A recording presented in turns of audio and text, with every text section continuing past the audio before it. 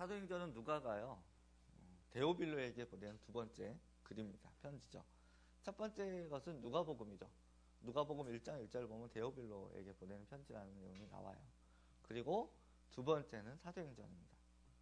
기록을 보면 데오빌로는 로마의 고위관직에 있었던 사람인 듯 싶습니다. 네. 누가복음의 서두와 그리고 사도행전의 서두를 이렇게 비교해 보면 누가복음을 보낼 때는 그 데오빌로께서 예수님을 안 믿었던 것 같고요. 그리고 사도행전을 보면 이제 누가복음을 읽고 그 이후에 예수님을 믿어서 예수님을 믿는 데오빌로에게 보내는 편지라는 것을 알 수 있습니다. 그러니까 사도행전을 이해하려면 어디를 잘 알아야 됩니까? 누가복음을 전반적으로 이해하고 있어야 됩니다. 사복음서이기 때문에 마가복음을 전체로 보신 여러분들이 내용을 다 알고 있지만, 그럼에도 불구하고 누가복음과 마가복음은 조금 그 문맥이, 그 글의 흐름이 조금 다릅니다.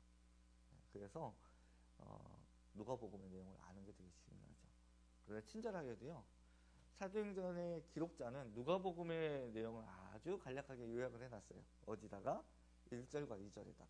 우리 한번 읽어보도록 하겠습니다. 시작. 데오빌로여, 내가 먼저 쓴 글에는 무릇 예수께서 행하시며 가르치시기를 시작하신부터 그가 택하신 사도들에게 성령으로 명하시고 승천하신 날까지의 일을 기록하였노라. 그죠? 먼저 쓴 글에는 예수께서 행하시며 가르치시기를 시작하신부터 그가 택하신 사도들에게 성령으로 명하시고 죽으시고 부활하시고 승천하신 일까지를 기록했다라고 요약을 해준 거죠. 굉장히 탁월한 사람인 거예요. 그 긴 누가복음 전체를 단 몇 줄로 요약을 했으며, 방금 읽은 대로 누가복음의 주인공은 역시 예수님이셨죠. 네, 사도행전도 마찬가지입니다. 갈릴리와 유대, 사마리아, 그리고 광야, 또 주변의 이방 지역에서 행하시고 가르치셨던 예수님, 그분이 십자가에서 죽으셨고, 그리고 부활하시고 승천하신 그분이 성령으로 명하셨다, 제자들에게, 이렇게 말씀합니다. 그리고 누가복음에는 그 죽음에서 부활하신 예수님의 이야기, 승천에 대한 이야기도 나오죠.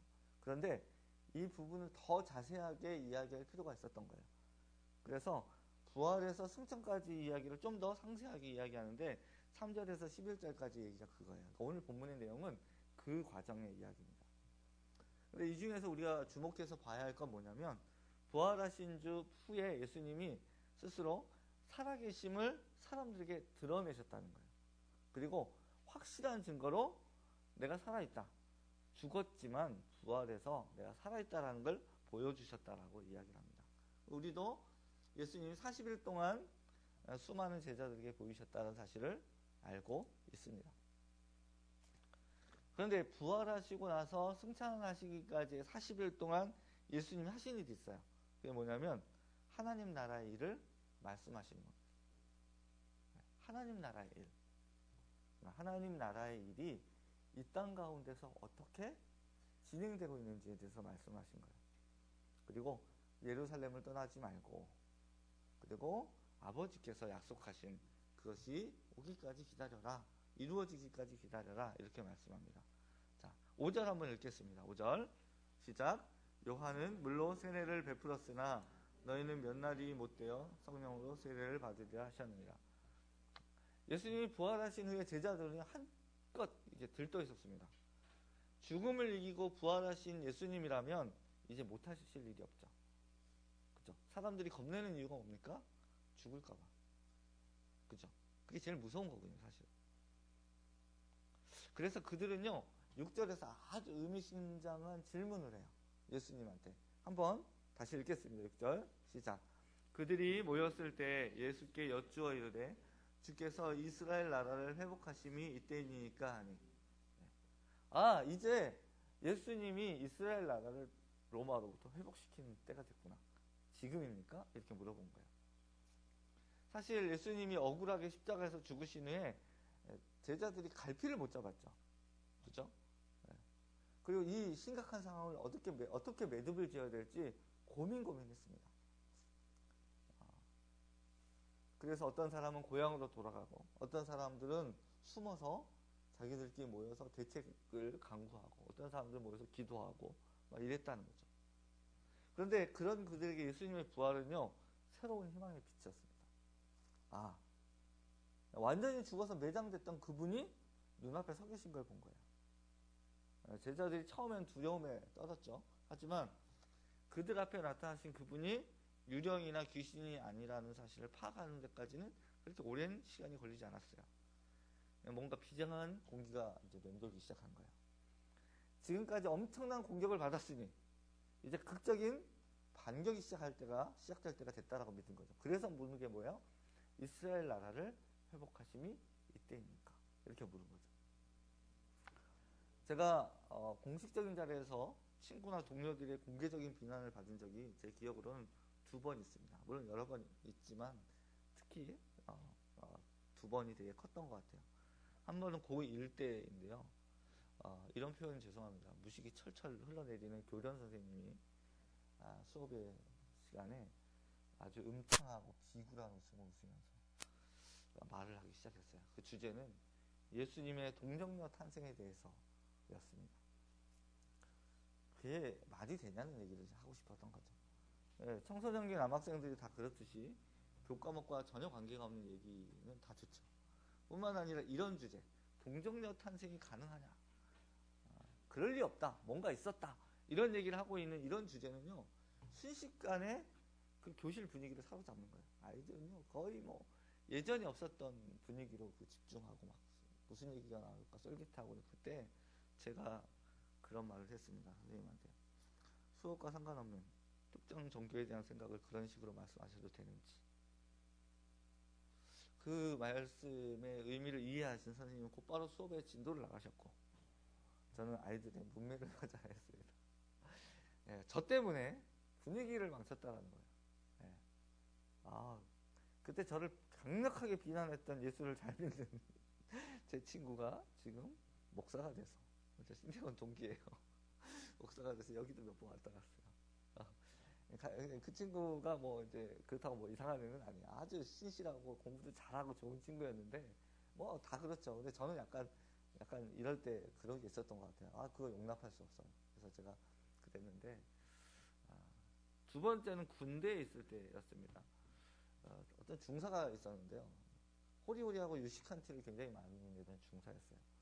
정훈 시간, 정신교육 시간 일종의 기독교 얘기를 꺼냈습니다. 그 성경을 가리켜 이 거짓말을 쓴 사람은 아마 천재일 것이다.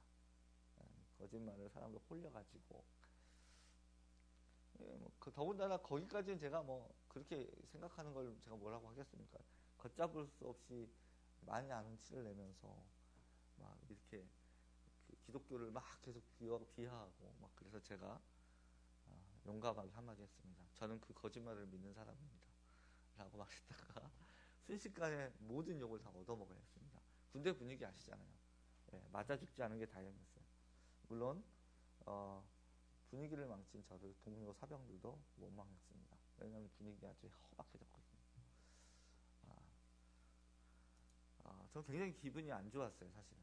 그렇게 공개적으로 개인이 그런 생각을 갖는 것에 대해서. 근데 본인의 지위와 위치를 이용해서 자기들이 생각하는 것을, 그것도 굉장히 객관적인 것들이 아니라 아주 비아냥거리며 얘기하는 게 마음이 어려웠어요. 이런 일이 있고 나서 제가 든 생각이 있어요. 하나님이 그런 부류의 사람들에게 보란듯이 본때를 보여주시면 얼마나 좋을까. 네. 괘씸하잖아요. 네. 아마 제자들도 아마 이런 생각이 들었을 겁니다. 보란듯이 보복을 하는 것도 멋지지 않습니까? 그리고 스릴 넘치잖아요. 나귀를 타고 입성했던 예수님이요, 정말로 무기력하게 죽었어요. 근데요, 이번에는 부활하셨으니 나귀가 아니라, 당시 로마의 그 계산 장군이 타는 말을 타고요, 계산 장군이 돼서 예루살렘으로 들어간 다음에 적들의 항복을 받아내는 거, 꽤 그럴싸하지 않습니까? 그러니까 제자들이요, 이스라엘 나라를 회복하심이 이때입니까? 라는 건 그런 의미라는 거예요. 그런데 하나님의 방법은 복수가 아니었습니다. 하나님의 방법은 예수님께 비참한 죽음을 안긴 그들에게 복음을 전하는 거예요. 복음은 자신을 박해하는 상대방에게조차도 살 길을 알려주는 거예요. 이게 원래 복음입니다. 그러니까 복음의 능력이 제대로 나타나는 시대가 어떤 때냐면 하나님의 방식에 하나님을 믿는 사람들이 순종하는 때였다는 거예요. 그러니까 십자군 운동은 하나님의 방식이 아니었죠. 네. 그것은 뭐예요? 정치적인 유럽의 혼란을 막기 위한 정치인들과 종교인들의 야욕이었습니다. 그래서 예수님의 땅, 예수님이 오셨던 그 팔레스타인을 회복시키겠다고 전쟁을 일으킨 게 십자군 운동이죠.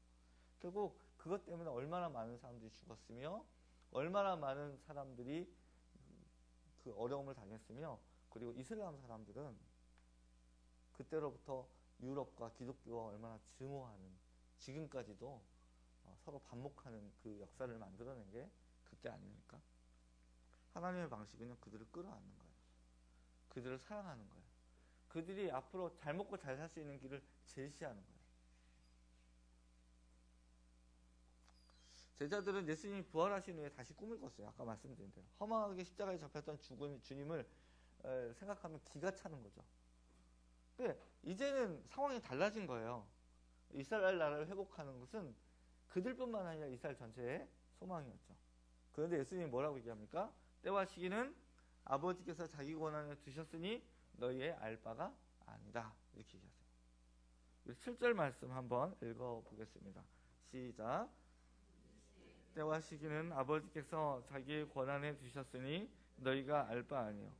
하나님의 나라를 회복하는 것, 이스라엘 나라를 회복하는 건 너네 알 바 아니야. 그건 하나님이 알아서 하시는 거야. 네. 예수님은요 이렇게 얘기하시는 거예요. 네. 하나님의 일과 우리의 일을 구분해라.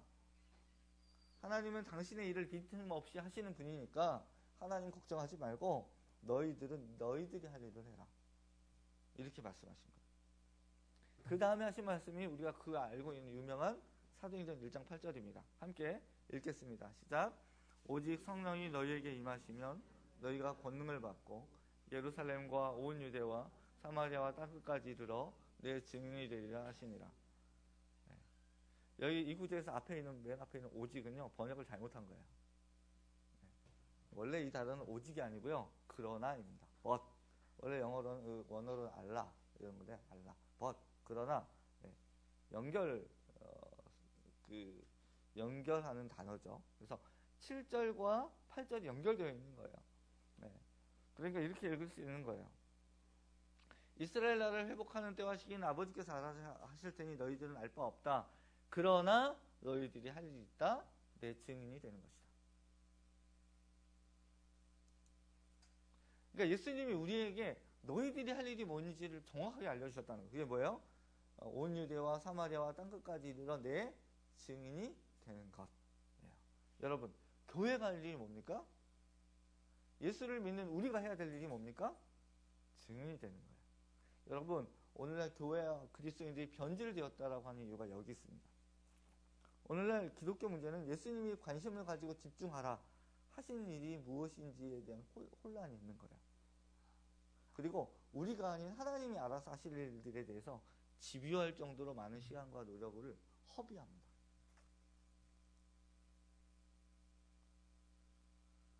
하나님의 관심은 우리가 예수님의 증인으로 사는 데 있어요. 바른 신앙을 가진 그리스도인들이 해야 할 건 뭡니까? 복음을 전파하는 거예요. 그렇다고 모든 사람들이 밖에 나가서 전도지 나눠주고 생업을 포기하고 예수님을 전하라는 얘기가 아니에요. 그거는 사도행전이나 신약시대에도 마찬가지입니다. 그건 누가 하는 거예요? 사도들과 제자들과, 그리고 특별히 하나님 주신 직분을 맡은 사람들이 하는 거예요. 그죠? 그러면 우리 일반 성도들은 무엇을 해야 됩니까?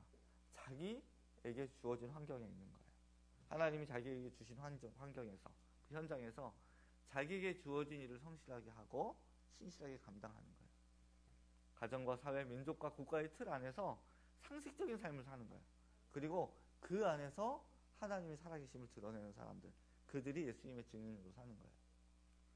반면 제자들과 같이 이스라엘 나라를 회복하는 때에 생각이 집중되어 있는 사람들은요, 정작 하나님에 대해서는 관심이 없어요. 언제 관심이 있어요? 종말이라든가 심판, 재림의 시간을 계산하기 바쁩니다. 하나님이 신비의 영역에 남겨두신 것을 억지로 풀어서 사람들을 현혹하는 거예요. 그래서 말세의 징조, 현상, 은사 이런 데 치중하다 보니 언뜻 보기에도 기독교가요 무속신앙하고 다를 게 하나도 없어요. 동쪽으로 가면 귀인이 나타난다. 며칠 언제 예수님이 재림한다. 어제 그리스도가 재림하셨다. 이런 데 관심 있는 사람들은요 죄송하지만 무속신앙하고 다를 게 하나도 없습니다. 예수님이 하라고 하신 거 하면 돼요. 예수님이 너희가 알 바 아니다 라고 얘기하신 것은 하나님이 알아서 하실 거기 때문에 맡겨두면 됩니다. 그래서 그런 거에 사람들이 관심을 가질 걸 알고 예수님이 뭐래요? 나도 몰라. 하늘의 천사들도 몰라. 오직 아버지만 아셔. 이렇게 말씀하시는 이유가 거기에 있는 거예요. 그런데 사람들은 안 그래요. 네. 언제 오시는 것만 계산하고 있어요. 내 증인이 되라고 하신 예수님이 하늘로 올려지셨죠. 예수님을 올려지시는 구름이 가리시는 그 예수님을 보면서 멍하니 보고 있었어요.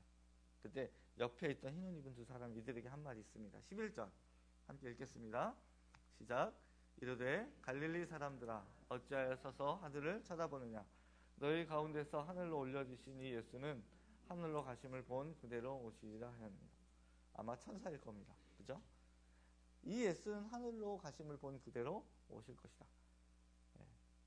여러분 아까 제가 사도행전은 뭐라고요? 예수님이 주제이지만 또 교회의 시작이 사도행전입니다.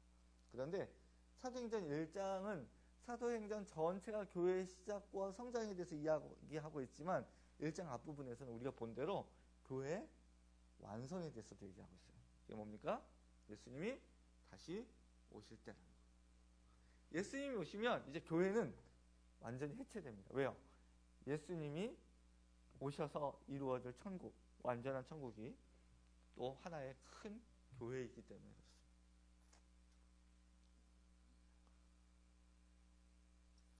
성령님이 오시면 이제 교회가 시작되어지는데 그 성령님이 오시면 하실 일이 아까 말씀대로 뭐라고요? 예수님의 증인이 되는 거라고 말씀드렸어요. 그리고 우리가 증인의 삶을 살면 자연스럽게 이루어지는 일도 있어요. 그게 뭐예요? 하늘로 올려주신 예수님이 본 그대로 다시 오시는 그거라는 거죠. 여러분 예수님은 친히 이 땅에 오셔서 아까 말씀드린 대로 당신이 살아계심을 보여주셨어요. 그리고 하나님 나라 일을 말씀하셨죠. 그죠? 그런데 우리는 달라요. 우리는 하나님이 아니죠. 우리는 예수님이 아니에요. 그러면 우리가 어떻게 예수님이 하셨던 것처럼 친히 예수님이 살아계심을 드러내고 하나님 나라의 일을 할 수 있을까요? 그 비밀은 어디인가 하면 성령님께 있습니다. 성령님은 우리에게 또 우리를 통하여 친히 예수님이 살아계심을 나타내시는 거예요. 그러니까 교회는요 그것을 목적으로 모여진 교회, 그것이 교회입니다. 교회는 여러분과 제가 이곳에 있는 이유는 예수님이 지금도 살아계신다는 걸 보여주는 그런 증거물인 거예요. 제가 그 개척을 시작하면서 가졌던 마음들 중에 하나예요.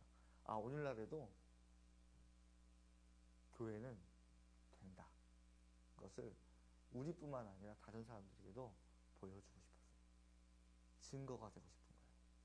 네, 기존에 있던 교회들도 점점점 사람이 빠져나가서 없어지고 있어요. 그런데 시작하는 교회가 어떻게 성장이 가능합니까? 근데 저는 거기에 대한 믿음이 있어요. 네, 예수님이 계시면 예수님을 잘 믿는 거룩한 공동체로 성도들이 모여 예배하고 살아갈 때 거기에 부흥이 있고 성장이 있고 그리고 미래가 있다. 그 본질을 잃지 않았을 때. 그러니까 여러분과 저는 예수님이 살아계심을 드러내는 그런 사람들이 될 겁니다. 제가 할 수 있는 건 없지만 예수님이 그렇게 하신다는 거예요. 성령님이요. 그 성령님은 예수님 말씀하셔서 우리에게 또 그리고 사람들에게요 하나님 나라의 일을 말씀해 주시는 거예요. 네, 방금 말씀드렸던 것처럼 하나님 나라의 일이 뭡니까? 살아있는 공동체 그리고 진실한 공동체 안에 하나님께서 일하시는 걸 보여줄 수 있는 그것을 누가 하시는 거예요? 성령께서 하시는 거예요. 성령님은 우리로 하여금 예수님의 말씀이 기억나게 하고 그 말씀이 진리임을 깨닫게 해주시고 그리고 지금도 살아계신 그 예수님을 영화롭게 합니다. 저는 저와 여러분의 삶이 예수님을 영화롭게 하는 그런 축복이 있기를 바랍니다. 성령님 임하시면 막 교회가 막 불이 나고 막 방방 뜨고 막 이상한 언어로 말을 하고, 이게 교회의 원래 의미가 아닙니다. 교회의 원래 의미는 뭐냐면 예수님이 드러나는 거예요. 그런 과정 안에서 이적도 일어날 수 있는 것이고 은사들도 보여줄 수 있는 거예요. 이 주 목적 방향을 상실하면 교회는 이상하게 됩니다.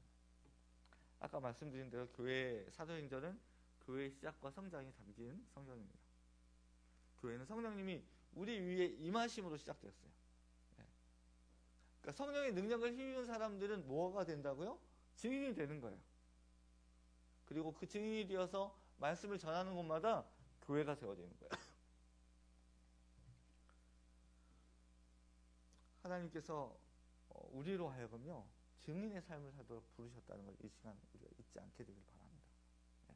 그래서 제가 월요일은 어느 집사님, 화요일은 어느 집사님, 수요일은 어느 집사님 나와서 전도지 돌립시다, 이 얘기를 드리는 게 아니에요. 아시겠죠? 여러분의 삶이 예수님과 동행하는 삶이 되십시오. 네. 여러분의 삶 가운데 예수님의 영광이 드러나는 삶이 되도록 올 한 해를 기도하고 있으십시오.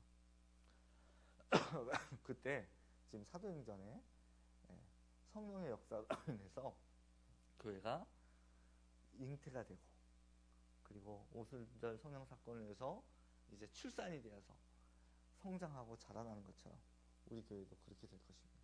여러분 눈으로 목도하게 될 거예요. 제가 아까 말씀드렸던 것처럼 하나님 무서운 분이세요. 좋으신 분이시면서 무서운 분이라는 게 왜 무서운 분이시라고 말씀드리냐면, 우리는요 하나님 일하시는 것을 볼 때 무섭다는 걸 발견하게 됩니다. 저는 그런 것들 너무 많이 봤어요. 제가 예를 들까요?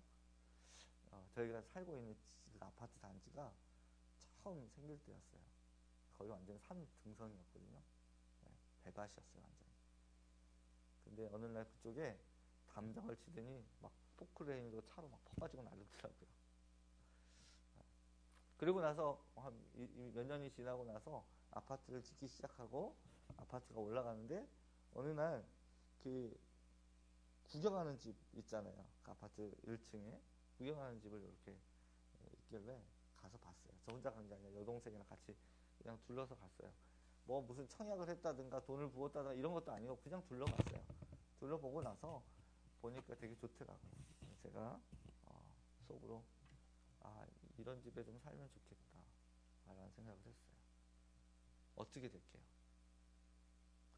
그 자리, 사람들이 구경하러 와서 보고 거기 살았으면 좋겠다 했던 그 자리에 저희가 지금 7년째 살고 있습니다.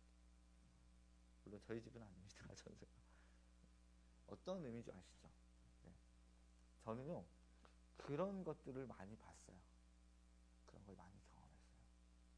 하나님이 되게 무서운 분이세요. 그러니까 감사한 분이지만 무서운 분이시라는 거예요. 여러분 삶 가운데 이 하나님을 인정하십시오. 올 한 해는 그게 되게 중요해요.